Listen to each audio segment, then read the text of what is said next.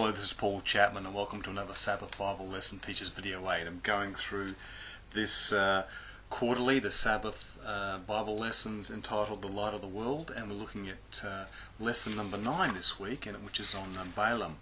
Now, for those who may have just tuned in for the first time, I'm going through these lessons for teachers in the classes. If you're not a teacher, I'm sure you'll get something out of it as well.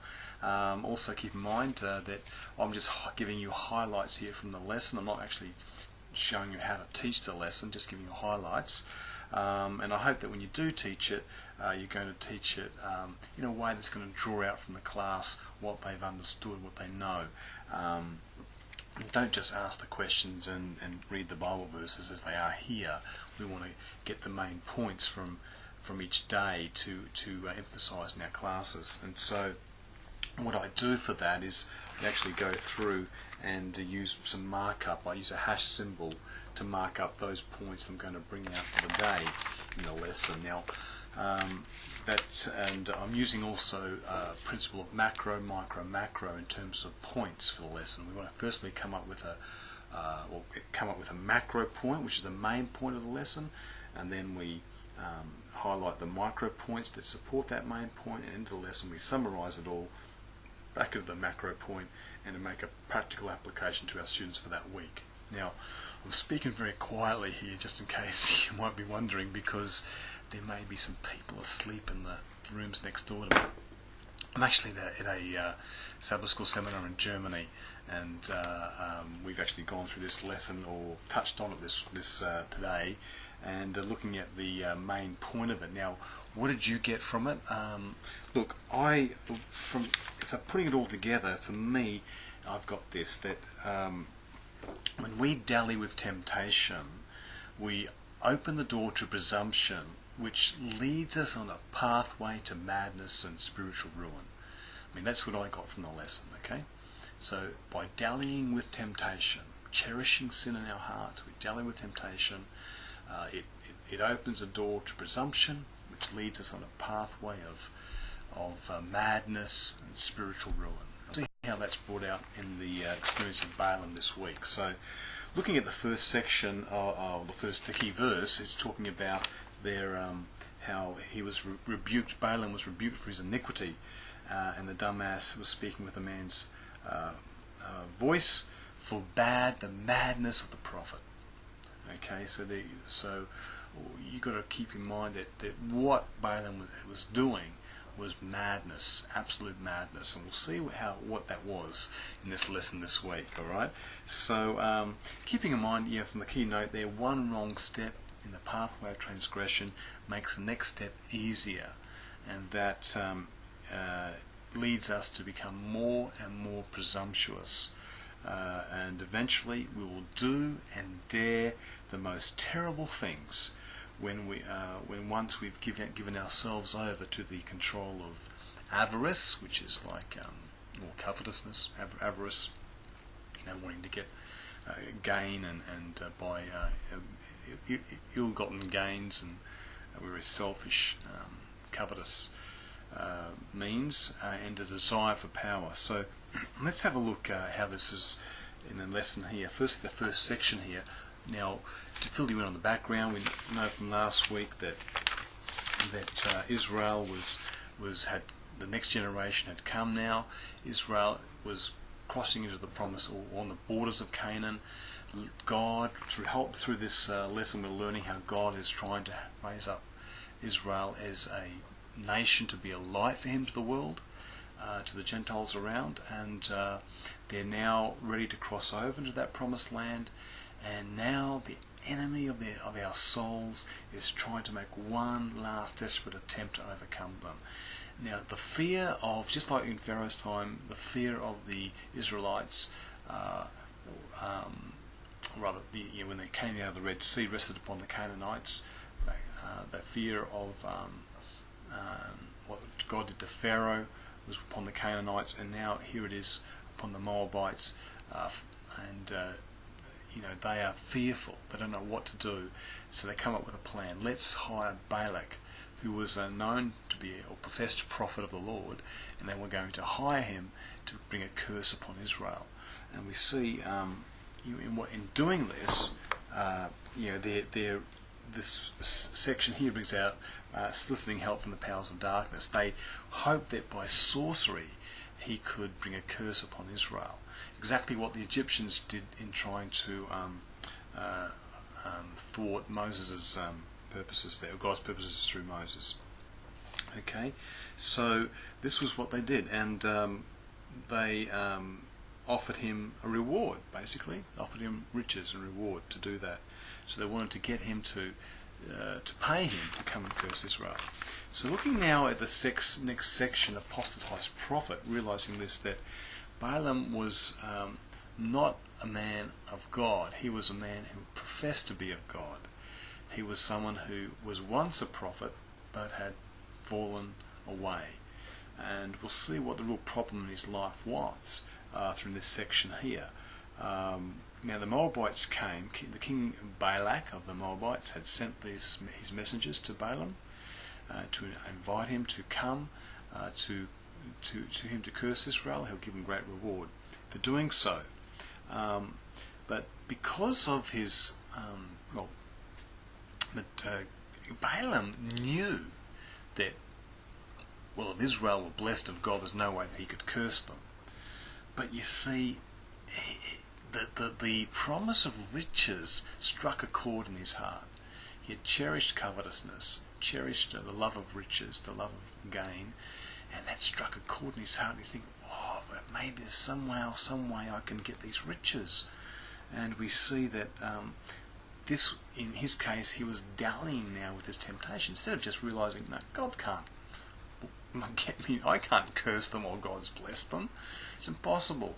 So, but instead of that, he starts to think, maybe I can get these riches somehow, some other way. How can I do that? And so, he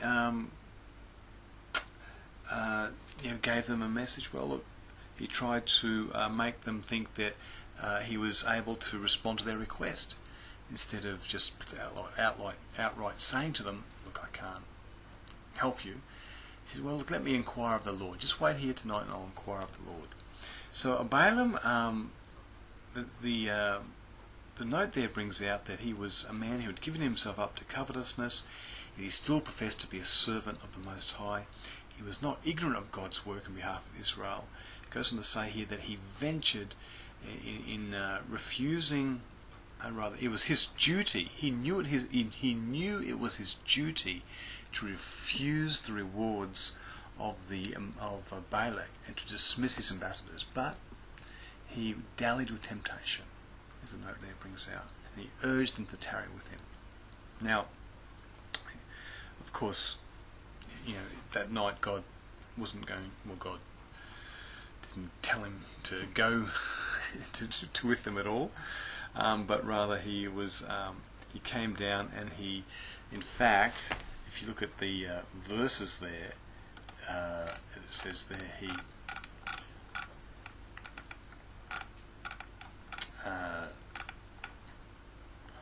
God said to him, you shall not go with them, you shall not curse the people, for they are blessed. Alright, so that's why he couldn't curse them, they're blessed. And instead of saying that to the men in the morning, he just rose up and said, well, get you to land, for the Lord refuses to allow me to go with you. That's all he said. He didn't say it was impossible for him to do what they've asked him to do. He just said, oh, God's not going to allow me to go. So, he wasn't being straight there, and this sort of left some sort of glimmer of hope in the minds of the Moabites, because when they got back to, we'll see that what happens in the next day's lesson. But keeping this in mind, just looking at a couple of verses here bring out about false prophets. And that is, in the last days, we've got to beware of false prophets, and particularly those ministers who are just time servers, ministers who are just serving the Lord just for the wages and with no real burden for souls. Balaam had no real burden for God's work. He had apostatized. He was just in it for the money. And we'll see here that to test the true prophet, there's a couple of things to the Lord of the testimony. If they don't speak according to this word, there's no light in them. Jesus said, by their fruits you shall know them. And also, if you continue in my word, then are you my disciples. So that's how, that's a test of a true teacher, a true prophet, that we continue in his word, that we have the fruits of Christian experience in our lives, and that we're speaking to the Lord of the testimony. Then we are showing evidence that we are indeed a true teacher. The danger in the last days is false Christs and false prophets we're going to have to face. Okay, and if someone's just serving God from the love of money, just for merely reward, it brings out here in the note that when danger comes, when this crisis comes, they'll just flee. Okay, instead of defending the sheep, they flee. So we want to make sure that we're not like that in our efforts to be light bearers for God. Okay, so let's have a look now under Tuesday's section with Balaam. Now it says here he was severely tested. Now God had already told him, you can't bless them, don't go with them. But when those messengers went back to Balak and told him what Balaam had said to them, they just said, well, Balak refuses to come. Balaam refuses to come with us. Now that the distortion of the word of God to Balaam, had now come to the point where they just thought he was refusing to come, and so the king of Moab thought, well, maybe he wants some more money. Maybe I'll give him some greater honours. So he, offered greater rewards, offered greater honours, and he sent his messengers, greater messengers back, greater ambassadors back to Balaam, and appealed to him once more. Instead of, letting them know that, look, I can't do this, he just said, look, tarry here, I'll see what God tells me to do. He professed great conscientiousness, great piety, but it was all a facade. And we know what happened. God told him, Balak, appealed to God again, and the Lord answered him according to his desire, not because it was God's will to do this, but God answers us sometimes just because we're desiring to do what we want to do, and God permits us to do it and suffer the consequences, and that's what happened here with Balaam. We see that God told him, all right, if the men call you in the morning, you can go with them. And so morning came, the men didn't call him, and they left. So what did Balaam do? Well, let's have a look. Under Wednesday's lesson, Balaam was now in direct disobedience of God. Okay, direct disobedience. God only said you could go if those men call you to go. The men didn't call him. So now, in direct violation of God's command, he goes on his way on a donkey, and we'll see what happens there on that donkey. The Lord tried to, the angel of the Lord appeared in front of the donkey with a sword in its hand, and the donkey was fearful and turned out of the way. And Balaam got off and smote the donkey, and then again it happened a second time, and Balaam got off and smote the donkey again, and again it happened a third time, and he got off and smote. And finally, the angel of the Lord appeared to Balaam, and so he could realise now, no, this is what it was all about. This is what the problem was. And he was rebuked. He was rebuked for what he had done. And God finally, it says under the question 4, B, what happens when the eyes of Balaam were opened? He saw the angel of the Lord, and he was told, all right, to go, but you will only be able to speak that which I give you to speak. So he was no longer now free to speak whatever came to his mind. He could only speak what God put in his mouth to speak. And so he went, and we find that when he come to the Balaam, he was forced to pronounce a blessing upon Israel. And in pronouncing that blessing, I don't know if you picked it up there, but in pronouncing that blessing, he was actually bearing witness to the Moabites as well. He was prophesying gave a wonderful blessing of the plan of salvation. As thoughts there were brought out. If you look there in under Numbers 23, where am I looking here? 23, 20 to 24. Sorry, 20 to 24. It says there,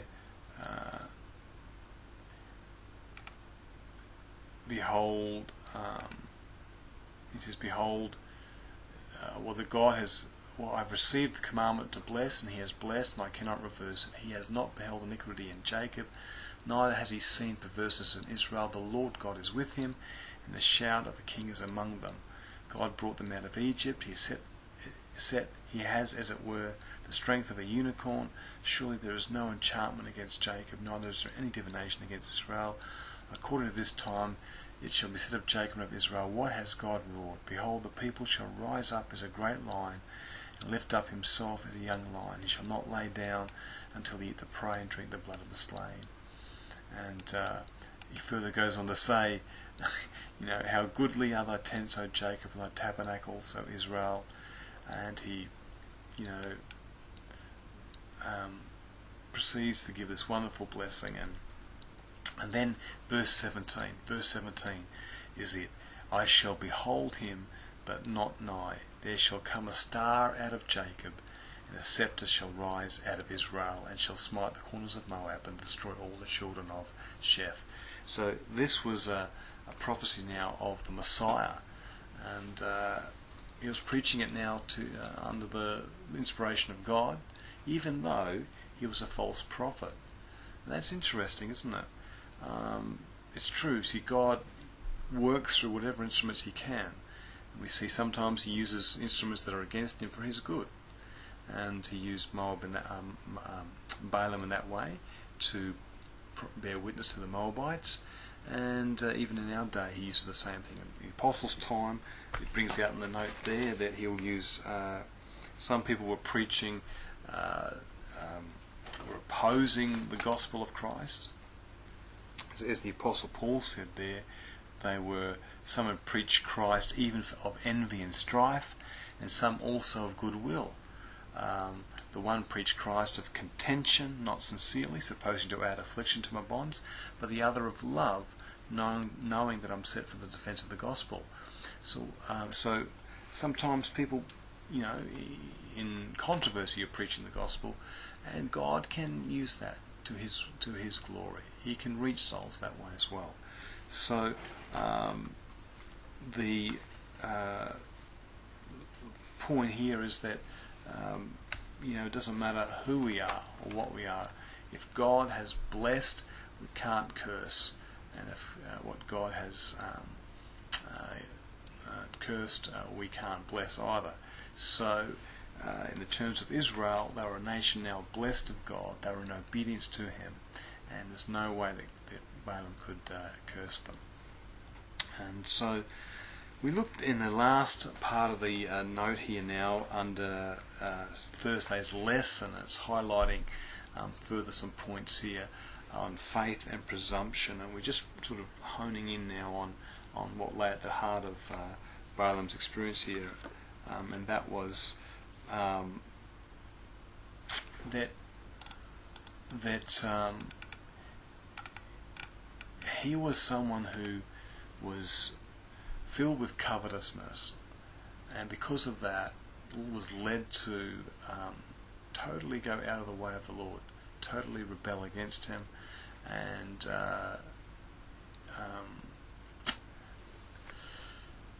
do that which God never ordained for him to do. But and that was presumption on his part. Presumption is to go where God has not called us to go, to do what he hasn't called us to do, and to think that he's going to bless us. Alright, that's presumption. And this is what Balaam committed in that whole escapade with the Moabites. And we see now, when it comes to people like Balaam, like those in responsible positions, God holds us much more accountable than those who don't know. A minister, the people were told in Malachi that the priest's lips should keep knowledge, and the people should seek the Lord at his mouth, for he is the messenger of the Lord of hosts. But when we go out of the way of the Lord, it says here, you are departed out of the way, you've caused many to stumble at the law, and you have corrupted the covenant of Levi, saith the Lord of hosts. We therefore also said, I've made you contemptible and base before all people, according as you have not kept my ways, but have been partial in the law. So if we start showing partiality as a teacher of God's law, teacher of God's truth, partiality, we can expect to receive the same curses that came upon ancient Israel, the leaders of ancient Israel. Okay, so we need to take heed, as Timothy says, to take heed to ourselves, that we understand the doctrine that we've been taught, that we continue in that doctrine, as Jesus said earlier, we read earlier, if we continue in his word, then are we his disciples. For in doing this, as Timothy says, or Paul says to Timothy here, thou shalt save both yourself and them that hear you.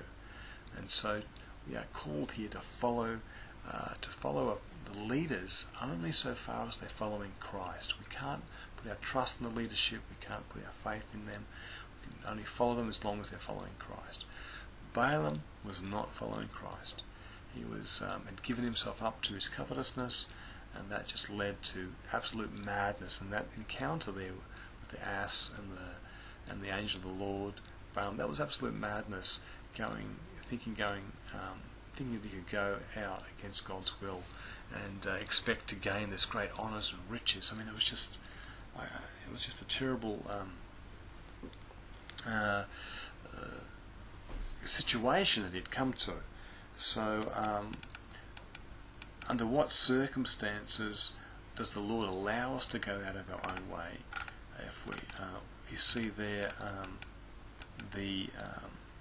Psalms 81 says that my people will not hear it's when we don't hear God's voice, when we refuse to hear his voice, refuse to hearken to it, and we don't have any part of his will, that he gives us up to our own hearts, lust, and permits us to walk in our own counsels. And it says there in Ezekiel 14 verse 4, if we set up our idols in our hearts, God will answer us according to our idols. When we go to seek him, to seek his will, he'll just answer us according to the lusts of our hearts anyway. So, and we might think that, oh wow, God's answered our prayers, but like Balaam, we'll be led to suffer the consequences. And as it says, be not deceived in Galatians 6:7, God is not mocked. For whatever a man soweth, that shall he also reap. If you look there, I just would be highlighting that last little paragraph there. When man exalts himself above the influence of the Spirit, he reaps a harvest of iniquity.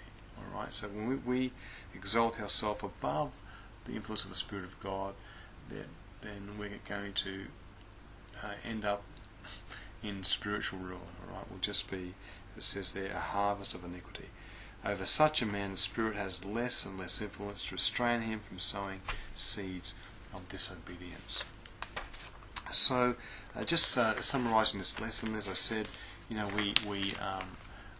we cherish that sin, if we dally with temptation, we're opening the door to presumption. That is, to thinking that we can sin and still be okay with God. Still reap a benefit or blessing from it.